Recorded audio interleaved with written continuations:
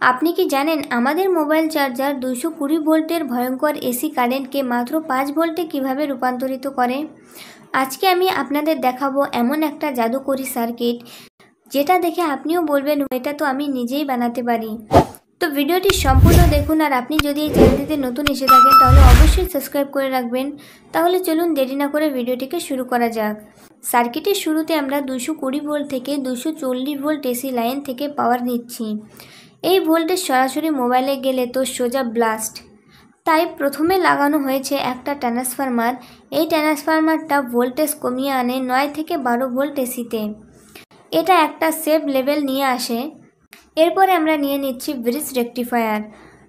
Transformer থেকে বের হওয়া এসি কারেন্ট এখানে ওঠানামা করে, মানে কখনো পজিটিভ কখনো নেগেটিভ। এই এসিকে ডিসিতে রূপান্তরিত করতে আমরা ব্যবহার করছি 4টি ডায়োড। এই 4টি ডায়োড একসাথে মিলিত হয়ে একটি ব্রিজ রেকটিফায়ার তৈরি করে, যেটা এসিকে ডিসিতে কনভার্ট করে। এরপরে আমরা নিয়ে নিচ্ছি একটা 10,000 মাইক্রোফ্যারাড ক্যাপাসিটার। এখানে ডিসি ক্যাপাসিটার পুরোপুরি স্মুথ না, ঢেউ থাকে মানে রিপল। এই রিপল সরাতে আমরা ব্যবহার করছি একটা বড় ক্যাপাসিটার 10,000 মাইক্রোফ্যারাড। এটা করলো ফিল্টারিংয়ের কাজ। ডিসি এখন হয়ে গেছে একদম চকচকে। তারপরে আমরা নিয়ে নিচ্ছি একটা ভোল্টেজ রেগুলেটর। এবারে এসেছে আসল জাদু। আমরা জানি মোবাইল চার্জারে দরকার 5 ভোল্ট একদম স্টেবল ডিসি।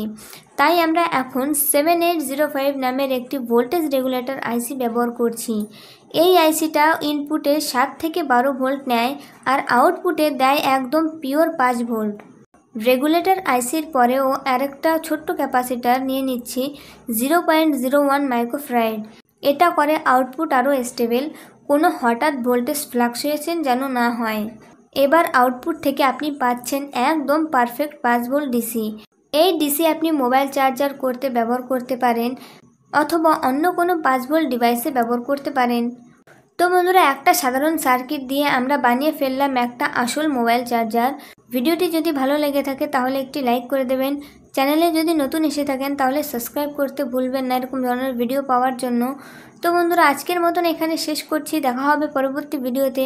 ততক্ষণ পর্যন্ত সুস্থ থাকুন, ভালো থাকুন, শিখতে থাকুন। ধন্যবাদ।